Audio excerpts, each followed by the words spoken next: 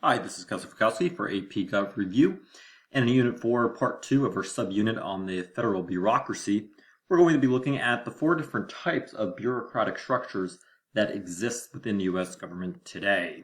So when we look at the 4 different organizations, we have first the cabinets, which we are familiar with. For example, when we're looking at the Department of State, the Department of Defense, those would be prime examples of cabinets which started under George Washington.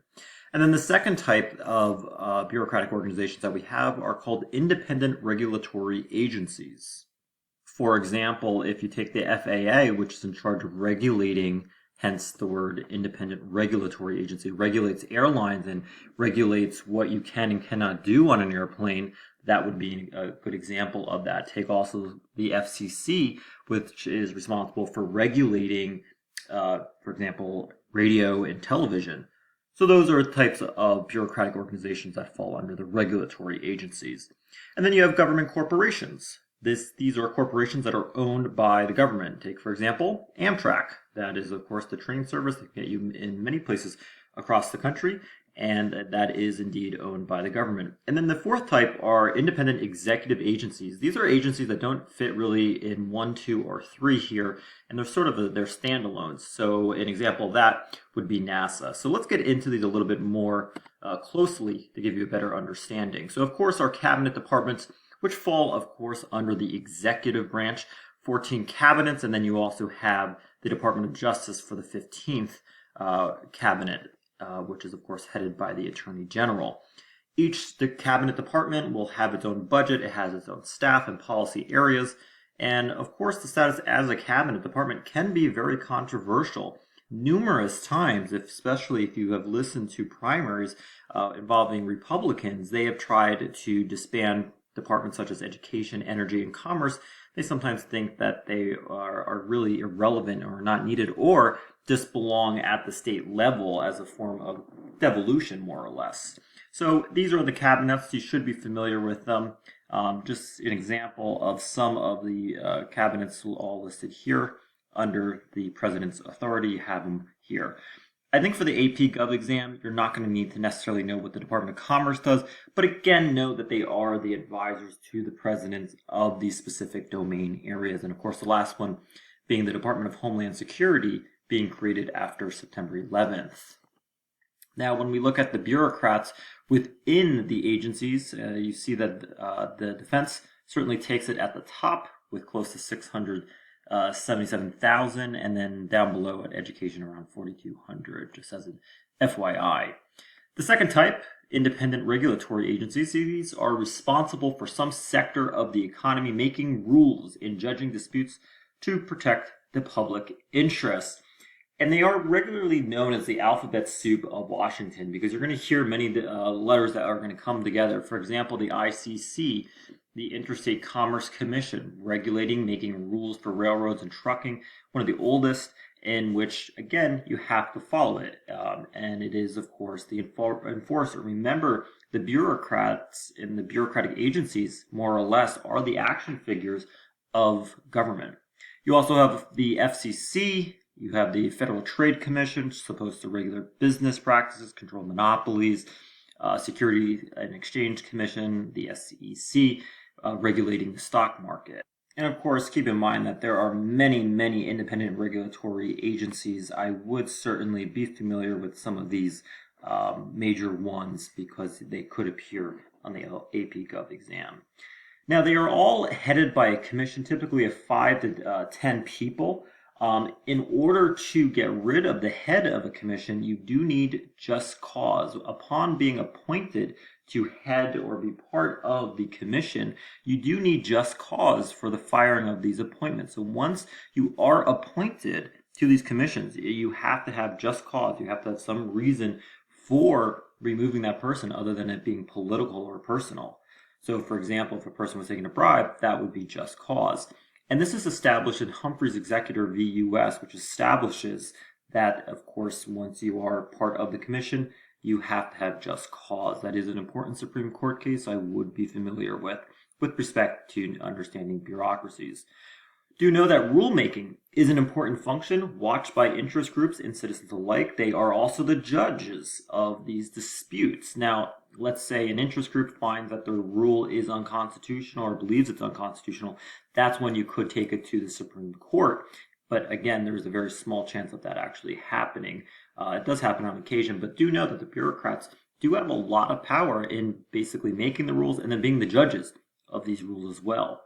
There's also concern over the capture of these agencies. So of course the agencies are supposed to be acting on behalf of the public, but for example, if a coal owner becomes in charge of the Environmental Protection Agency, the EPA, is it really acting for the public interest because it's supposed to be regulating, but if it's owned by a coal owner, and of course coal and the environment don't really go hand in hand so well, that could be a major problem. So again, there's always that concern of an agency being captured.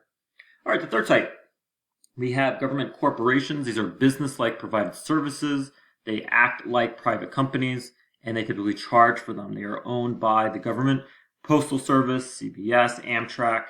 Those are good examples there. And you see a lot more in terms of government corporations in Europe. The United States has fewer of them, but indeed it does have a few here.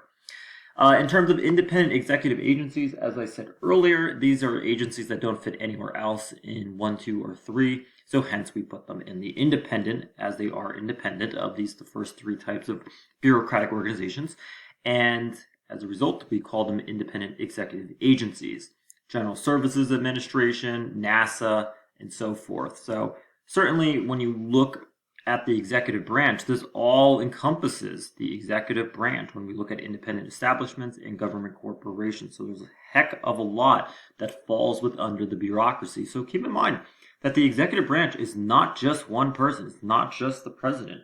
It is really a collection of thousands of people that make up the executive branch. Now, regulation is, of course, the use of governmental authority to control or change some practice within the private sector. You have federal agencies, for example, from the EPA, that may check, verify, and even inspect products and services that we take for granted. Really where you see the start of this would be at around the turn of the 20th century with Teddy Roosevelt, when you begin to have more regulation. And state agencies also provide these services as well. And where the government gets the right to regulate business and services is from Munn v. Illinois in 1877, where the Supreme Court upheld that right. So regulation contains these basic elements. It's a grant of power and set of directions from Congress. It can be on the environment. It can be on airlines. It's a set of rules and guidelines by the regulatory agency itself, and it has some means of enforcing compliance with congressional goals and agency regulations. So it can fine perhaps a business. It can shut down a business. So these are important things to be aware of.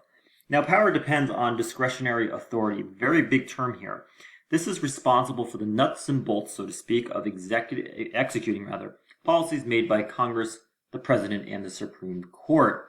So where it gets its authority, Congress is telling it, you can do this or that. And really, sometimes the discretion can be ambiguous. It can be specific. It really depends. But they are very much responsible for implementation, creating and assigning an agency the policy, translating the policy into rules, regulations, and forms, and even coordinating resources to achieve the goals of the particular agency. But this is really where we see the stage of policy making that takes place between the establishment and consequences of a policy. This is really where you're seeing people being affected, for better or worse, depending on your political viewpoint. So sometimes, the best plans do flunk. It might be because the program design is flawed. It could be a lack of clarity. Sometimes laws are ambiguous. They are sometimes in conflict with each other. Sometimes Congress just allocates a lack of resources. Congress sometimes may not fully fund an agency, so that can be very, very difficult. Or agencies can be too big, but not enough staff. So these are some impediments to that. And again, continuing with lack of resources, also lack of authority, but that can be very difficult. Things that do help a bureaucracy succeed, things such as standard operating procedures, especially in larger organizations, that can be more helpful. And it can be difficult to change routines, especially for a well-established agency. Now, administrative discretion is the authority to select among various responses You have street-level bureaucrats. You have ones in offices. You also have something called fragmentation. Some of these policies are spread around several agencies. Some may even have different rules. So this can be very, very difficult. But at the end of the day, I mean, when we look at some of the overlap here, if you look at border security in 2002, look at all of the agencies responsible. This is very much indicative of overlap. Everyone from the CIA to the Department of Agriculture inspecting animals and plants that are trying to come over the border by people bringing them over. The National Guard, Department of Energy, the EPA. You also have the DOJ with respect to the ATF, etc. So you have a number of agencies that sometimes are on top of each other, and you have some overlap here. Now, a good case study of this is the Voting Rights Act of 1965, generally considered a success because it had a clear, concise goal. The implementation was clear. It was supported by Congress and the president at the time, and those carrying out the law had authority, and they really had a lot of vigor to do so. So that certainly helps when you have motivation on that part. So let's end with a review question. Independent regulatory agencies are independent in what way? Take a moment, pause your screen to look over the choices. All right, so if you said choice D, you would be correct that the directors can't be fired for political reasons. Their budgets do have to be approved by the OMB. They are not immune, as you'll see in the next video, from congressional oversight, and the directors are appointed by the president. So the first three are incorrect answers, and that, of course, leads the fourth one being correct as a result of the very famous Supreme Court case, Humphrey's Executor v. U.S., which says you cannot be fired for political reasons once appointed.